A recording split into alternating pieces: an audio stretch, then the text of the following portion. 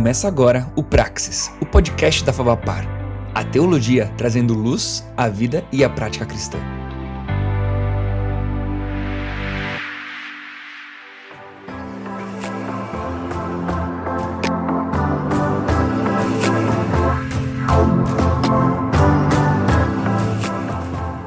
Fala galera, sejam muito bem-vindos a mais um podcast aqui da nossa querida Fabapar. Que alegria estar com você aqui no nosso Praxis.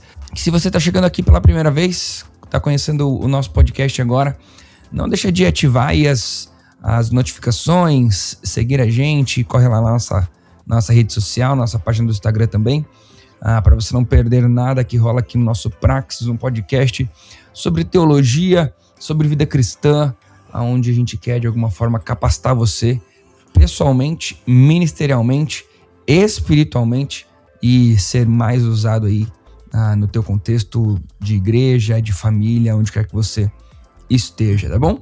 Vamos conhecer aí o nosso convidado, né? E ele já vamos dar um gostinho daquilo que a gente vai conversar nesse primeiro episódio.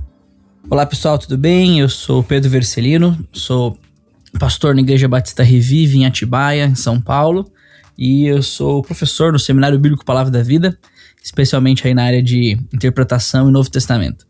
Obrigado, Pedro, seja muito bem-vindo. Pedro já tá ficando macaco velho aqui do nosso podcast, já aparecendo em alguns episódios. Pedro é meu irmão também, então é sempre um pouquinho mais fácil tê-lo com a gente. Eu sou Thiago Vercelino e sou eu quem tenho tido o privilégio de caminhar com vocês aqui no nosso podcast. Mas vamos lá, Pedrão. Pedro, pra gente conversar um pouquinho sobre sabedoria, né? A gente obviamente encontra no livro de Provérbios, embora não seja o único livro da Bíblia que tem essa linguagem de sabedoria, né? Mas é que a gente focasse um pouquinho em Provérbios e entender um pouquinho no nosso dia a dia como a gente pode obter sabedoria, como que essa sabedoria bíblica ela nos ajuda e nos auxilia no nosso dia a dia da nossa vida cristã. Olha, Thiago, sabedoria na Bíblia é um conceito muito importante para o povo de Deus, porque sabedoria na Bíblia tem a ver com a maneira como o próprio Deus planejou a vida para que o seu povo vivesse. No nosso mundo ocidental, especialmente dominado aí pelos ideais pós-iluministas, nós temos um conceito de sabedoria como aquilo que é estritamente cognitivo, aquilo que nós sabemos sobre, aquilo que nós conhecemos a respeito, né? Como se aquele que sabe e o que é sabido fossem elementos distintos um do outro. Na mentalidade hebraica, no mundo do povo de Deus, de Israel, lá do Antigo Testamento, saber sobre é diferente de conhecer a. E normalmente na Bíblia nós falamos sobre conhecer a Deus e conhecer a sabedoria, não como um objeto distinto daquilo que é o conhecedor, mas como uma fusão entre aquilo que conhece e aquele que é conhecido. Então, quando a gente fala, por exemplo, sobre conhecer a Deus na Bíblia, nós não falamos simplesmente sobre saber ideias ou sobre ter ideias sobre Deus, mas nós falamos sobre, de alguma maneira, ter um relacionamento com Deus e tornar Deus próximo a nós por meio daquilo que nós sabemos. Sabedoria funciona da mesma forma na Bíblia. Aqueles livros chamados livros de sabedoria, como Provérbios, Eclesiastes, alguns dos Salmos, porções de Jó, são textos do povo de Deus que trazem a maneira como Deus pensa que a vida deve funcionar. Por isso que obter sabedoria, no livro de Provérbios, em Eclesiastes ou em outros lugares, tem a ver com conhecer a maneira como Deus planejou a vida e adquirir a perspectiva de Deus sobre tudo e como nós podemos tornar isso nosso. Não é à toa que o livro de Provérbios, por exemplo, vai falar várias vezes sobre internalizar a sabedoria, colocar no coração, fazer como algo seu, ganhar intimidade com ela, né? Então, de alguma maneira, sabedoria na Bíblia, especialmente o livro de Provérbios, um vocábulo muito específico, hormah, diz respeito a uma habilidade. Esse vocábulo, hormah, ele acontece no Antigo Testamento de várias formas para falar sobre a habilidade de construção, a habilidade de fazer algo com as mãos, uma habilidade de tomar decisões, uma habilidade de, por exemplo, mostrar algo para alguém, interpretar um sonho, tudo isso tem a ver com essa habilidade, essa palavra chokhmah, que é usada várias vezes no Antigo Testamento. E o livro de Provérbios usa várias vezes em sinônimo de conhecimento, de instrução e coisas desse tipo. Não é simplesmente uma ideia, algo que se sabe, mas é algo que se torna seu e que você age agora baseado nisso.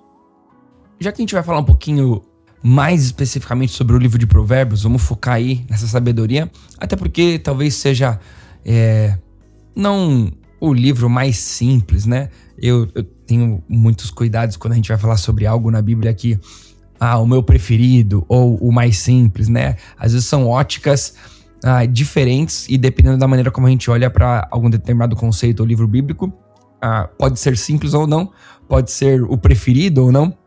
Então não gosto muito de qualificar as coisas na Bíblia, mas talvez Provérbios seja o livro da Bíblia mais conhecido sobre essa linguagem de sabedoria. Então se a gente vai focar um pouquinho nesse livro de Provérbios, acho importante para quem está ouvindo a gente entender um pouquinho como Provérbios funciona, né? Vou dar um exemplo só de um conceito que está vindo aqui na minha cabeça agora, e daí você pode elaborar outros conceitos importantes sobre o livro de Provérbios, quem escreveu, para quem quer e tudo mais, mas é aquela famosa conversa do o livro de Provérbios é um livro de conselhos, mas não necessariamente aquela coisa de um livro de teologia ou de coisas que são promessas, né? Aquela famosa do ensina a criança no caminho que deve andar, ainda quando for velha não se desviará dela. Mas peraí, tem criança que é ensinado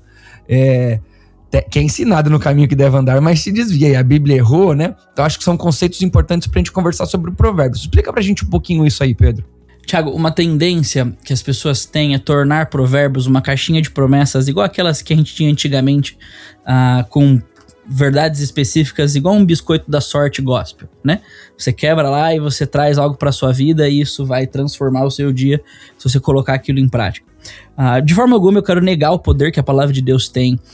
Quando a gente tem um conceito de inspiração e de revelação da palavra de Deus que é, de fato, coerente com quem Deus é, quando a gente lê o texto bíblico, eu creio muito nisso, nós não estamos ouvindo Salomão somente. Nós estamos ouvindo o próprio Deus.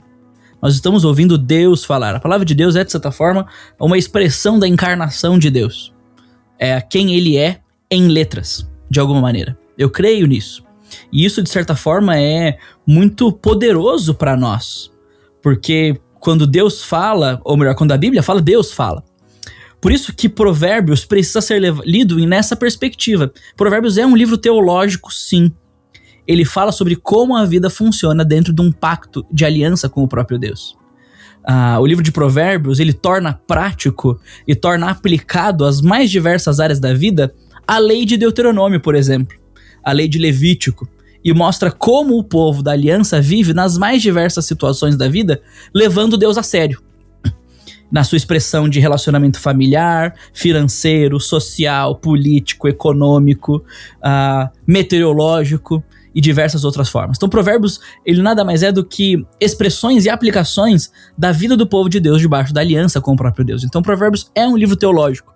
Fala sobre o que Deus faz, o que Deus diz, a importância que Deus dá para as coisas, o princípio do relacionamento com Deus, que é um sentimento de temor a Deus. A gente pode falar um pouquinho mais sobre isso depois. Mas Provérbios é, em primeiro lugar, um livro teológico. Ele é uma tradução da mente de Deus para questões práticas da vida. Porém, Provérbios não é um horóscopo gospel para você interpretar a realidade da sua existência. Aí que, se você olhou ali, vai funcionar exatamente como tá ali. Porque a própria palavra provérbio e outras palavras no versículo 5 de Provérbios, no versículo 6, como enigmas, parábolas, ditos, são palavras usadas para falar sobre conhecimentos frutos de observação e experiência. Então um provérbio nada mais é do que uma máxima de sabedoria, uma afirmação sábia de alguém que observa a vida funcionando e enxerga padrões nela. Então quando a gente diz água mole em pedra dura, tanto bate até que fura, mais do que ensinar a disposição de sólidos e líquidos em física e química, essa frase está mostrando para nós que uma certa persistência por algo inferior ou mais frágil pode ter um poder penetrador naquilo que é mais rígido, duro e difícil de transpor. A mesma forma funciona com Provérbios. Óbvio, se você colocar lá a barragem de Itaipu e água batendo nela 24 horas por dia, ela não furou ainda. Tem os escapes que funcionam de certa forma para evitar isso, mas essa não é uma máxima geral que se aplica a qualquer circunstância da vida. Porém, é uma realidade de uma observação de como a vida funciona. Então, quando o Provérbios fala sobre a educação de filhos, sobre a maneira como a gente lida com o nosso dinheiro, sobre a maneira como a gente lida com o sexo oposto, como a gente lida com relacionamentos, como a gente lida com o nosso trabalho e tudo mais, o Provérbios está dizendo, esse é o estilo de vida, ou essa deveria ser uma atitude e um desejo daquela pessoa que quer viver levando Deus a sério. Então, o Provérbios diz, quer levar Deus a sério? Eduque seu filho no caminho que ele deve andar. E, bem provavelmente, ele não vai se desviar dele. Uma curiosidade aqui, Pedro, e daí se você não se sentir, tô fugindo da pauta aqui, não se sentir super pronto para responder, não tem problema, né? Mas você disse aí que é fruto de observação, né? Provérbios vem com uma linguagem do tipo assim, olha, faça isso, né? Vai lá, vai para cá, né? Algumas afirmações que têm características até positivas. Eclesiastes já tem uma característica mais negativa, um pouco, talvez, pessimista, né? Embora também seja uma linguagem de observação.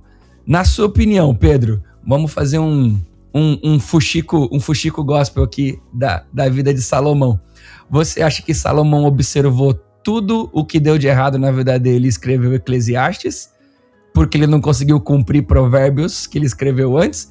Ou você acha que ele se deu tão mal e desistiu lá de Eclesiastes e falou assim, não, deixa eu escrever os Provérbios agora que eu já aprendi?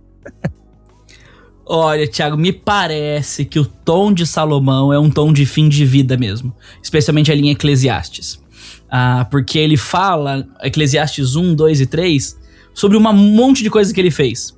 Trabalho, construir coisa, tive mulher, tive gente, tive funcionário, tive prazeres, tive posses. E ele vai juntando um monte de coisas que ele teve, né?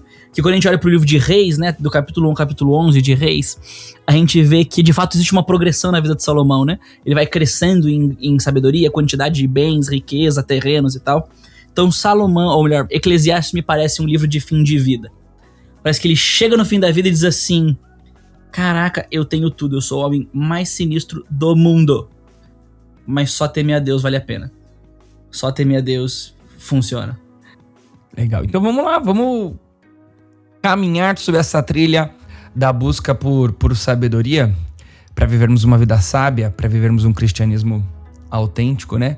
Uma última pergunta que também é bem comum das salas de aulas, inclusive, quando se aprende livros sobre linguagem de sabedoria, é sobre os paralelos de Provérbios no Novo Testamento. Você concorda que a gente pode mesmo identificar o livro de Tiago como o livro de Provérbios do Novo Testamento? Ou até o próprio Sermão da Montanha de Jesus também como uma série de dicas e uma linguagem de conselhos como de Provérbios? Como que você vê isso? Eu faço essa pergunta porque é um tema normalmente abordado também quando vai se falar sobre sabedoria e Provérbios. A sabedoria, ela é tanto um gênero literário quanto um conceito da vida ou da espiritualidade de Israel, né? E eu creio que, em certo sentido, esses dois elementos se sobrepõem. E eu acho que eles aparecem no Sermão do Monte e também no livro de Tiago. Tiago faz citações de Provérbios diretamente, né? Ele tem algumas citações diretas de Provérbios, né? Isso já... Talvez é o livro que mais cite Provérbios no Novo Testamento, é o livro de Tiago. E Tiago tem um estilo de sabedoria por meio das suas máximas, das suas rimas, das suas ilustrações, né?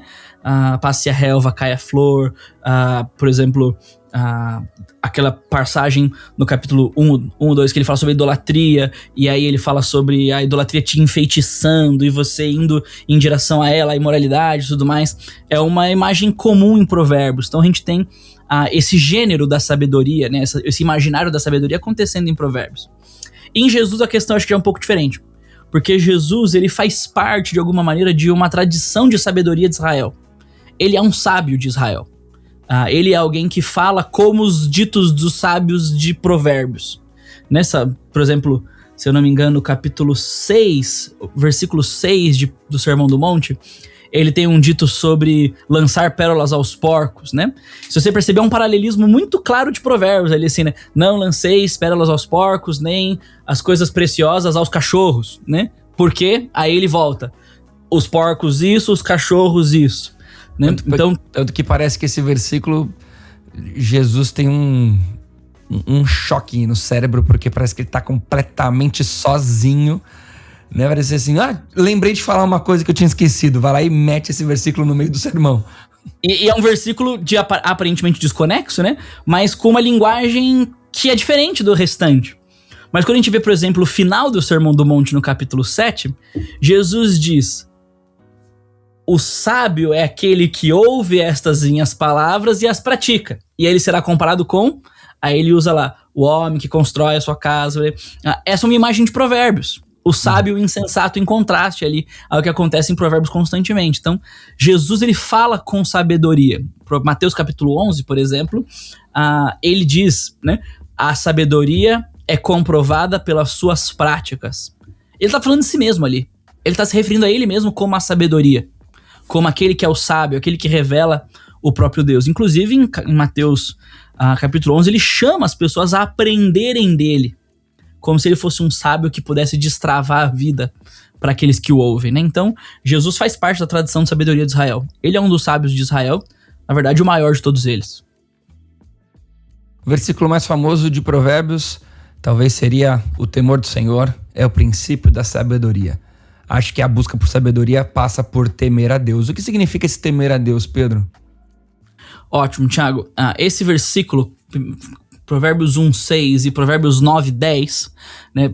O temor do Senhor é o princípio do conhecimento e os insensatos desprezam a sabedoria e a disciplina. Versículo 1:6.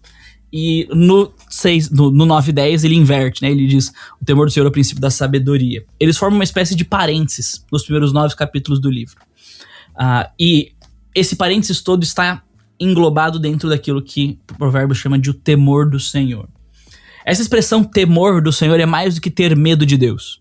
Ela é uma expressão que... A palavra temor acontece várias vezes no Antigo Testamento. Então, a gente não pode entender temor do Senhor simplesmente entendendo temor, estudando temor. A gente precisa olhar para essa expressão como um todo no Antigo Testamento. E essa expressão temor do Senhor no Antigo Testamento, ela é uma expressão que talvez resuma toda a experiência religiosa de Israel.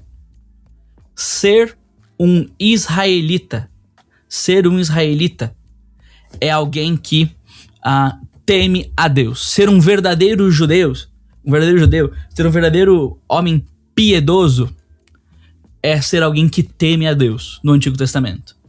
E o temor de Deus, o temor do Senhor no Antigo Testamento, é uma reverência, um respeito, um certo medo santo da presença e da pessoa de Deus. É olhar para Deus como aquele que é poderoso, aquele que é maravilhoso, aquele que é enorme, transcendente, mas também como aquele que é perigoso. O temor do Senhor, ele de certa forma é incentivado no Antigo Testamento nas chamadas teofanias ou aparições de Deus. A gente olhar para todas as aparições de Deus no Antigo Testamento, isso é muito incrível. Sempre que Deus aparece, o homem tem medo. Né? Quando Deus aparece no Éden, Adão tem medo. Quando Deus aparece a Moisés na sarça, Adão tem medo. Quando ele aparece a Jacó, ele tem medo. Quando ele aparece a Abraão, ele toma uma reação de adoração.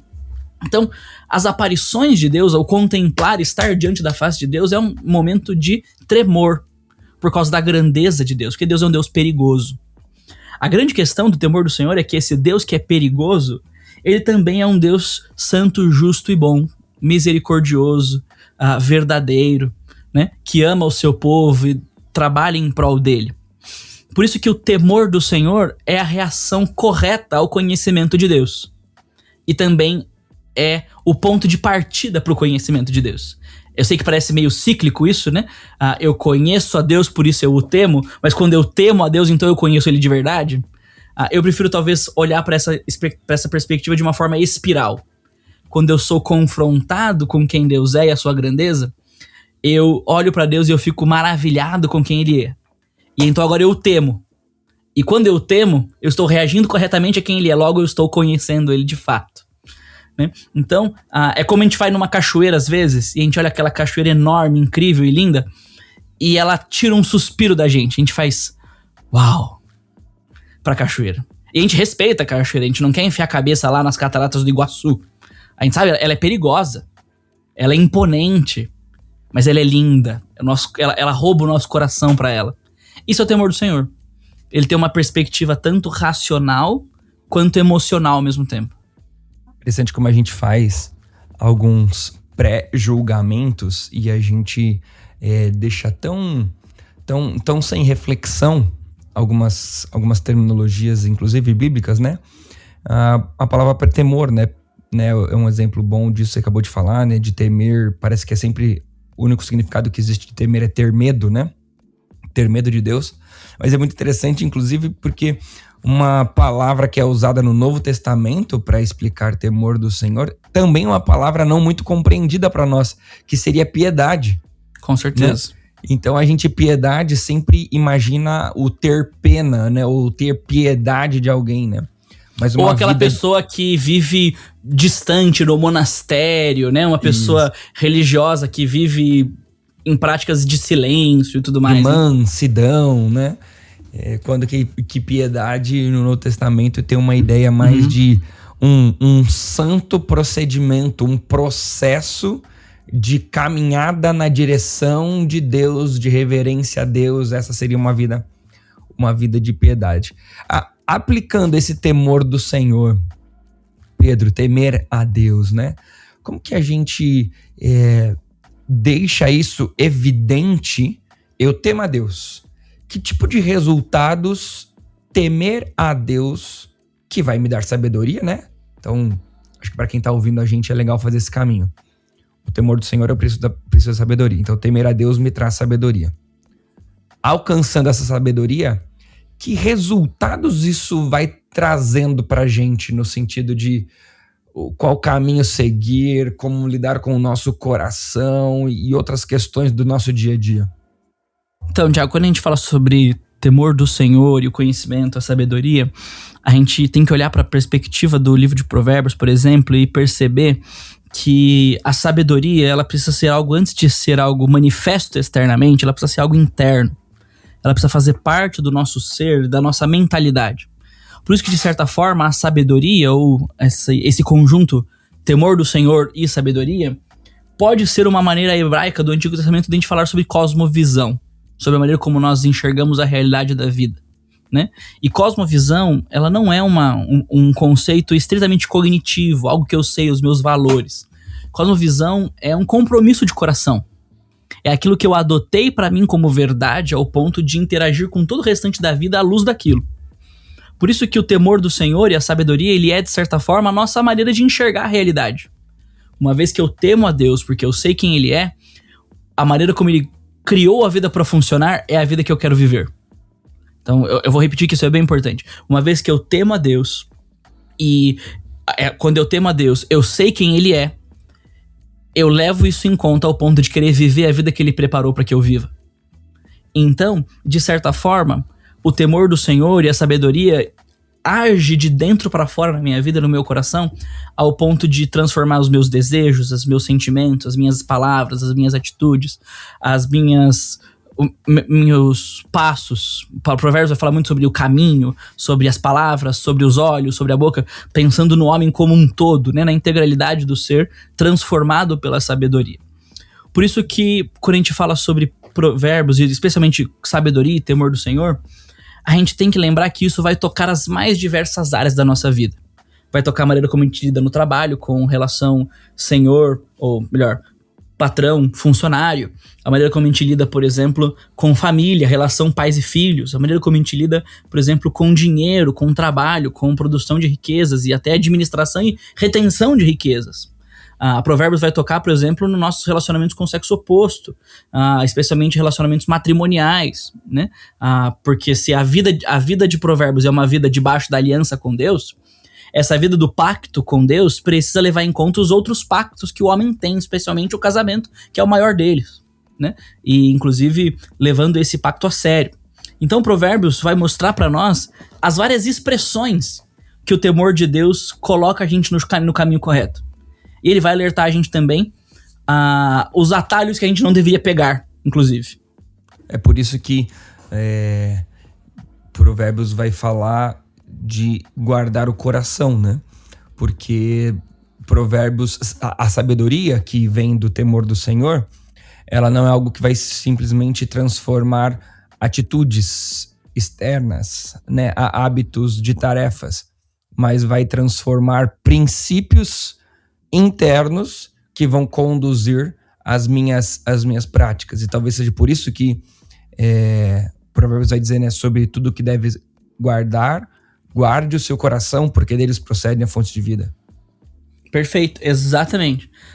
Esse versículo é importantíssimo para Provérbios, porque ali Provérbios mostra que o homem não é fruto do seu próprio meio, ele é fruto do seu próprio coração.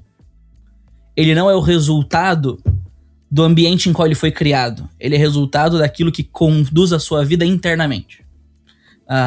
Se a sua vida, aquilo que conduz a sua vida internamente é um poço enlameado de desgraça, as suas fontes de vida vão secar. As suas fontes de vida vão estar contaminadas com o mal. Ele vai beber do fel da mulher imoral, do capítulo 5.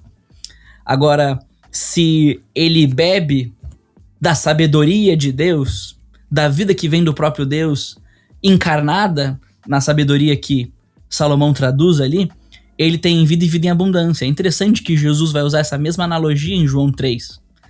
Quando ele fala sobre... João 4, na verdade. Quando ele fala com a mulher samaritana sobre água da vida, né? Água da vida desde Jeremias, né? As cisternas rachadas que não retêm água, e a água acaba, e o povo passa sede. E Deus haveria de prover um dia a água em abundância, né? E é o que Jesus promete para a mulher samaritana. Água da vida, uma água que flui, fonte de água viva, né? Não é à toa que parece que Paulo, quando ele fala sobre a essência da vida cristã em Efésios 5, ele chama a igreja a se sujeitar uns aos outros no temor de Cristo. Ou seja, num relacionamento de reverência e respeito com o Senhor Jesus, da mesma forma que com o próprio Deus. E assim esse temor do Senhor que protege o coração em Provérbios é o relacionamento com Jesus, que nos dá um novo coração no Novo Testamento. Como eu, segundo a sabedoria, então, que eu adquiro no temor do Senhor, que a gente vê em Provérbios, você que tá ouvindo a gente, tô tentando fazer isso para que seja bem didático, né? Tô sempre falando a frase inteira várias vezes, né? Então, através da sabedoria que vem do temor do Senhor que a gente encontra em Provérbios, como eu guardo meu coração, Pedro? Os versículos 22 em diante vão mostrar pra gente algumas dessas dicas. Provérbios... Qual capítulo? Desculpa. Capítulo 4. Provérbios, capítulo 4. Eu quero ler pra gente a partir do versículo 22 em diante. Mais especificamente, o versículo 24, ele diz: afaste da sua boca as palavras perversas. Fique longe dos seus lábios a maldade. Olhe sempre pra frente, mantenha o olhar fixo no que está diante de você. Veja bem por onde anda e os seus passos serão seguros. Não se desvie nem para a direita nem para a esquerda e afaste os seus pés da maldade. Parece que Provérbios está dizendo, você quer proteger o seu coração? Primeiro, você precisa colocar coisa boa para dentro. E o capítulo 4, versículo 20 ao 22 diz isso. Meu filho, escute o que eu lhe digo. Nunca perca as minhas palavras de vista. Guarde-as no fundo do seu coração, pois são vida para quem as encontra e saúde para todo o seu ser. Ou seja, quem tem sabedoria no coração, o coração jorra fonte de vida. Porque sabedoria é vida. Provérbios está dizendo isso no versículo 4, no versículo 20. Então, a primeira forma de guardar o coração é colocar para dentro o que está certo. A segunda forma de guardar o coração é colocar as cercas em relação ao que sai. Então, as palavras que eu digo precisam ser filtradas. As coisas que eu vejo, aonde eu fixo o meu pensamento, a ideia de olhar aqui tem a ver com isso também, porque os olhos são de certa forma a janela da alma, né, onde eu coloco minhas intenções. As coisas que eu vejo precisam ser pesadas e avaliadas. Os lugares que eu vou e as pessoas com quem eu ando precisam ser levados em conta. Então, proteger o coração tem a ver com esses dois elementos. Tem a ver com ser bem diretivo e intencional naquilo que eu ponho pra dentro, e tem a ver também com ser bem cauteloso e cuidadoso com aquilo que eu deixo vir pra fora. Provérbios 31 vai falar sobre a mulher virtuosa, né? Também. Estou percebendo no nosso bate-papo o quanto a gente usa o livro de Provérbios no nosso dia a dia da vida cristã, né? Nas igrejas, né? Usamos muito, né? Talvez você que esteja ouvindo a gente agora, tá fazendo diversas buscas mentais aí da sua história de cristão, se você for cristão há muito tempo, né? De coisas que aprendemos na escola bíblica dominical, nas pregações, mas vamos lá, Provérbios 31 tem a famosa mulher virtuosa. E, se não me falha a memória aqui, Provérbios capítulo 7 ou 8 vai falar da mulher adúltera, né? Pro filho meu, o 7, acabei de ganhar uma colinha aqui, você não tá ouvindo a gente, mas o meu irmão fez o 7 no número aqui pra eu corrigir aqui com vocês. Vai falar sobre mulher adúltera, sobre o filho que tem que, né, fugir da mulher adúltera. É proposital, Pedro, essa relação de duas mulheres, né? Tem uma mulher que é virtuosa, tem uma mulher que é adúltera. É só um conselho sobre o tipo de mulher que vale a pena ou não, né? O tipo de pessoa que vale a pena ou não? Ou tem talvez algum conceito teológico por trás dessa relação de Provérbios entre mulher adúltera, mulher virtuosa e até falando um pouquinho de como a sabedoria influencia a nossa sexualidade? Existe um contraste muito claro em Provérbios 7 e Provérbios 8, que é e Provérbios 8 e Provérbios 9 ali, que é entre a mulher adúltera, a sabedoria, né, e a loucura. A mulher sabedoria e a mulher da loucura. Parece que em Provérbios o autor usa um estilo retórico em que ele pega um conceito e personifica esse conceito. Ele pega a sabedoria e torna a sabedoria duas pessoas. E a sabedoria, e essas duas pessoas da sabedoria, né, a sabedoria e a loucura do capítulo 8, elas estão, do capítulo 9, elas estão clamando e dizendo: vem andar comigo, vem andar comigo, vem andar comigo. Porque o livro de Provérbios é escrito para aqueles que são ingênuos, para aqueles que são chamados de simples. Que o simples é aquele de mente aberta. Ele ainda não está comprometido com a vida, ele ainda não sabe o que ele quer da vida. Ele é o cliente que entrou na loja, mas ainda não sabe o que vai levar. E essas duas mulheres, né, da sabedoria, da loucura, estão gritando: compra a minha ideia, abraça o meu estilo de vida, vem com o meu caminho, né? Por isso que, de fato, o Provérbios está chamando o ouvinte ou o leitor para esse compromisso. De fato, um compromisso de fugir da imoralidade, de abraçar um estilo de vida saudável e de santidade, né? Eu creio que a mulher de Provérbios 31 é uma outra coisa. Ela, de fato, personifica uma mulher ideal, aquela que o seu filho deveria buscar. Mas se você notar, a mulher exemplar de Provérbios 31, ela tem elementos que talvez naquela cultura sejam particulares de homens e mulheres ao mesmo tempo. Me parece que a mulher de Provérbios 31, ela é mais do que um exemplo de uma mãe perfeita ou de uma esposa que alguém deveria desejar, ou que uma menina gostaria de ser. A mulher de Provérbios 31, ela é o exemplo perfeito do que uma pessoa sábia representa. Todo homem e mulher, eu sei que é um pouco surpreendente isso que eu tô dizendo, mas a mulher de Provérbios 31, ela é o culminar do livro que diz: quem abraça o temor do Senhor, quem ouve essas palavras e não abandona os conselhos do seu pai, se torna como essa mulher de Provérbios 31. Quero ver o corajoso que vai chegar na igreja esse final de semana, depois de ouvir o podcast, e falar lá do púlpito: irmãos, temos todos que ser como uma mulher virtuosa. Exatamente. Eu creio, Thiago, que ela é mais do que uma expressão de uma mulher ideal na cultura do Antigo Oriente Médio. Porque Provérbios usa essa personificação antes já. Não é algo totalmente novo, não tô enfiando algo no texto aqui, gente. Mas Provérbios já usou uma mulher para falar da sabedoria, já usou uma mulher para falar da loucura.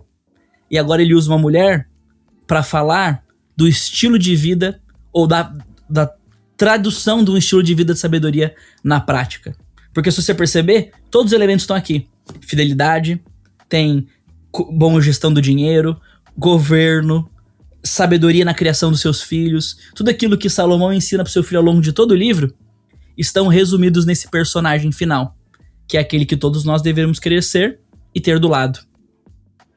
Interessante como surge desse último pedaço da nossa conversa mais uma característica que é muito usada em Provérbios, que é esse conselho de pai para filho, né? Filho meu, filho meu, filho meu, filho meu, né? Vários e vários versículos de Provérbios começam com filho meu. Eu acho que dá para fazer a mesma pergunta que eu fiz em relação às mulheres a esse conceito do filho meu.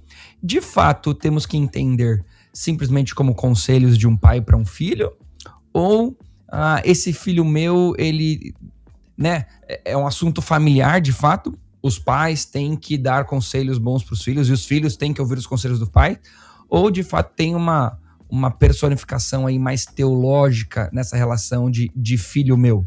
E até, né, pensando, né, como que a sabedoria pode atingir a nossa família, a nossa relação familiar. Excelente pergunta, Thiago. Quando a gente olha para o livro de Provérbios várias vezes vai repetir a frase meu filho ou meus filhos. E Salomão vai dizer, e vários outros autores, porque tem vários outros autores em Provérbios, eles vão dizer algo do tipo, ouça a sabedoria da sua mãe, não rejeite a instrução do seu pai e tudo mais. Em certo sentido, o livro de Provérbios é um livro de treinamento familiar. É um manual de treinamento familiar. Porém, nós falamos sobre isso um pouco atrás, né? Provérbios é um livro teológico que fala sobre a vida debaixo da aliança com o próprio Deus. E nós cremos nas escrituras como revelação do próprio Deus, um texto inspirado pelo próprio Deus. Por isso, em determinado momento, na intenção ou na produção do autor humano, Salomão, aquele que foi usado por Deus para registrar vários desses provérbios, e também lá os homens do reinado de Ezequias, que também compilaram vários desses, o tal do rei Agur, Lemuel, os outros autores de provérbios, foram homens que escreveram a partir daquilo que sabiam, com as palavras da sua cultura, do seu mundo, da sua época. Mas todos eles inspirados, usados e supervisionados pela ação do próprio Deus. E não é de se espantar que no Antigo Testamento várias vezes Israel é chamado de filho de Deus. Israel, todo momento, é chamado de meu filho pelo próprio Deus. Por isso que Provérbios, em determinado momento, deixa de ser somente a instrução de um pai para um filho para torná-lo o próximo rei de Israel, e passa a ser o ensinamento de Deus para os seus filhos Israel. O Deus Pai treinando Israel para a vida como seu filho. Agora, quando a gente lembra que a Bíblia foi revelada pelo próprio Deus para todo o seu povo, Provérbios é para nós também.